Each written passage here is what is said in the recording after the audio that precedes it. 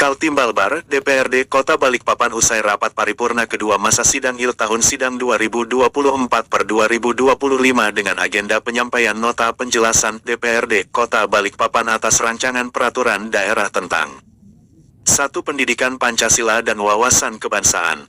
2. Penyelenggaraan perumahan dan kawasan pemukiman. Di Gedung Parkir Kelandasan, Ketua Komisi 3 DPRD Kota Balikpapan Haji Yusri mengatakan, keberadaan kabel udara yang kian marak di Kota Balikpapan menjadi sorotan. Tiang dan kabel udara yang marak membuat tata kota menjadi semrawut, sehingga perlu disusun regulasi untuk menertibkannya. Ketua Komisi 3 DPRD Kota Balikpapan Haji Yusri mengatakan, program ini bertujuan untuk mengalihkan kabel-kabel yang ada ke bawah tanah, seperti yang sudah diterapkan di beberapa kota besar lainnya, termasuk Jakarta. Kami sudah melakukan kajian bersama Kementerian Informasi dan Digital, dan mereka mendukung penuh program ini untuk diterapkan di Balikpapan, ungkap Haji Yusri. Ia menambahkan bahwa proyek ini juga diharapkan bisa menjadi sumber pendapatan asli daerah PAD bagi Kota Balikpapan, mirip dengan sistem yang ada di Jakarta, di mana pengelolaannya dilakukan oleh perusahaan umum daerah Perumda. Lebih lanjut, Yusri menjelaskan bahwa pemerintah kota berencana untuk membangun fasilitas utilitas yang akan digunakan untuk menggantikan tiang-tiang yang ada. Fasilitas ini nantinya akan dikelola oleh Perumda yang dapat memberikan akses kepada pihak ketiga atau operator telekomunikasi yang ingin menggunakan fasilitas tersebut. Regulasi ini nantinya akan dituangkan dalam bentuk peraturan daerah Perda agar lebih terorganisir dan tidak ada operator yang sembarangan memasang tiang, tambahnya. Dengan adanya perda yang mengatur hal ini, Yusri berharap Balikpapan dapat lebih tertata dan bebas dari kabel udara yang mengganggu estetika kota. Hari Senin tanggal 3 Februari 2025 dari Gedung Parkir Kelandasan bersama Kaltim Balbar Usman Jakatalu mengabarkan. Kemarin terkait kajian kami dan sudah koordinasi ke Kementerian Informasi dan Digital itu, bahwa di sana itu mereka telah menyetujui dan mendukung penuh program kita ini untuk kedepannya. Nah juga bagaimana nantinya program kita ini jadi pendapatan asli Kota Balikpapan. Seperti di Jakarta itu sudah dibuat. Nah yang dikelola oleh Perumda, Jack Pro namanya. Kalau Jakarta itu Jack Pro. Jadi itu yang mengelola itu kabel yang di bawah tanah itu. Berarti semua di bawah? Iya nanti di bawah. Nah makanya kenapa ini kami buat sebagai kajian dan menjadi perda supaya ada jadi payung hukumnya. Jadi tidak semena-mena operator telekomunikasi sekarang itu memasang tiang-tiangnya. Jadi harus ikutin perda kita nanti, peraturan daerah, peraturan daerah kita nanti. Dan itulah yang kita laksanakan sekarang nantinya. Nah ini akan jadi perda peraturan daerah. Berarti nanti dikelola oleh pihak ketiga tuh, Bu? Pihak ketiga itu sebenarnya bisa ya, tapi dari Perumda dulu. Karena pemerintah kota yang buat fasilitasnya, utility-nya, nanti ditaruh di bawah. Nah, terserah nanti mungkin apa Perumda yang memberikan ke pihak kedua, ketiga, terserah. Tinggal nanti mengatur bagaimana regulasinya. Nah, begitu. Ini terkait lingkungan ini kan makin banyak pembangunan di Balikpapan, terus kan adanya IKN. Ada nggak sih pengawasan dari Komisi dan jadi agar pembangunan yang ada di Balikpapan tidak merusak lingkungan, khususnya ekosistem yang ada di Balikpapan? Lagi banyak yang ilegal tuh, tanpa izin gitu langsung bangun lagi. Jadi gimana contohnya? Contohnya yang Mulai kamu mancing lagi.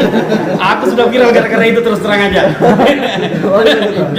Aku terus terang sudah viral gara-gara itu. Khususnya ada pengawasan di Kan saya pernah sudah berstatement bahwa kami sebenarnya Komisi 3 itu wajib mengawal terkait perizinan yang mereka lakukan.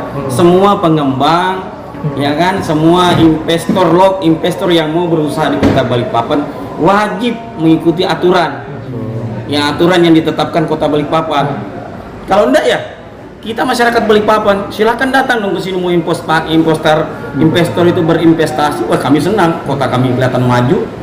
Ya kan, cuma masalahnya kalau mereka tidak ikut aturan yang kita buat, ya siapa yang suka juga kira-kira? Kalian lah teman-teman wartawan juga lah. Terutama terkait lingkungannya gitu ya? Iya, terkait lingkungannya.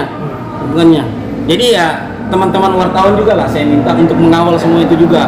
Terkait kalau misalnya di sana ada perumahan yang membangun tapi tidak ada izinnya, ya laporkan ke kami. Ya kami akan panggil untuk kami buatkan semacam panggil untuk kamu ikutin dong aturan kami.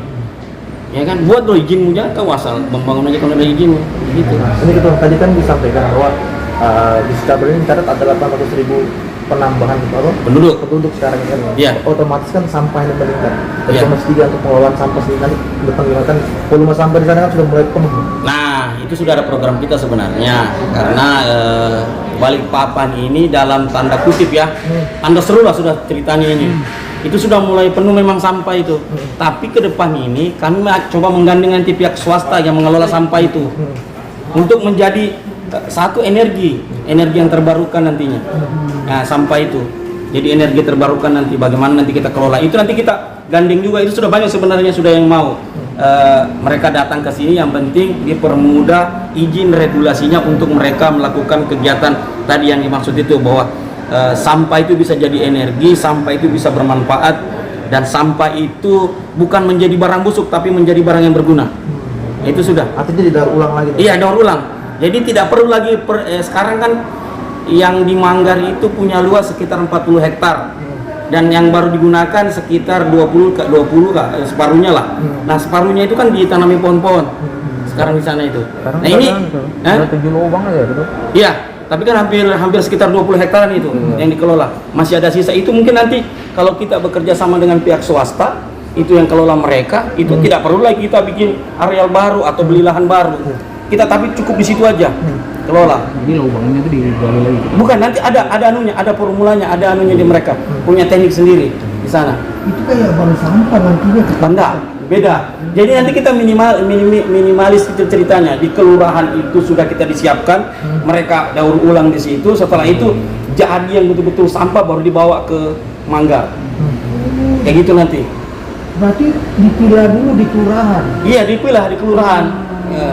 Jadi coba sekarang kita bisa lihat Balikpapan itu tidak ada lagi namanya sampah yang busuk, tapi yang ada itu sampah segar. Dalam artian begini, sampah itu sekarang diangkut tidak berbau. Kalau dulu itu kan sampah diangkat itu bisa sampai 2-3 malam. Nah, kita ini harus apresiasi sebenarnya Dinas Lingkungan Hidup. Kerja keras mereka sudah mulai kelihatan ini. Wah, kalau dulu kita coba naik motor, kita terasa loh itu di belakang itu bau sekali sampah itu. Tapi sekarang tidak. Karena mereka sudah berusaha bagaimana sampah itu tidak membusuk baru mereka angkut. Tapi sudah jadi sampah segar yang mereka kelola sendiri. Sudah kelihatan sebenarnya di situ. Itu yang kita harus apresiasi di Dinas Lingkungan Hidup sebenarnya. Ya kan? Ya kalian aja lah bisa membacanya sendiri. Tapi kan seperti katakan penambahan penduduk yang terus luar biasa nih kan? Iya. Apakah dengan luas area sana itu mampu untuk menampung segitu banyaknya? Mampu. Sepanjang kita belum mencapai penduduk sekitar 2 juta. Ya. Kalau penduduk kita di Balikpapan sudah 2 juta, berarti kita sudah menyamai penduduk Kalimantan Timur. Tapi sekarang ini kan fluktuatif. Ada yang datang, ada yang pergi kalau di kota Balikpapan. Kita juga tidak bisa mengasumsikan bahwa 800.000 itu adalah penduduk kota Balikpapan semua yang berdomisili sini. Mereka kan rata-rata juga pendatang. Satu contoh sekarang kota Balikpapan bagaimana macet, sebenarnya ya faktor pendatang itu yang RDMP contohnya. Ya, kalau pagi. Nah, itu semua. Nah, ini kan penambahan ini kan pasti kan otomatis kendaraan yang di jalan pun makin banyak kan. Ada mitigasi nggak sih ke depan dari Komisi 3 untuk menanggulangi dampak pencemaran udaranya khususnya? Kalau cerita pencemaran udara saya mungkin belum bisa menyampaikan terkait itu karena kami Komisi 3 belum ada belajar terkait ini. Tapi untuk memecah namanya kemacetan itu kan satu contoh seperti Grand City. Grand City itu mereka sudah mulai membuka jalur-jalur jalan baru. Ada yang tembus di kilometer 8, ada tembus di Polda, ada yang tembus di depannya Hotel R itu kan.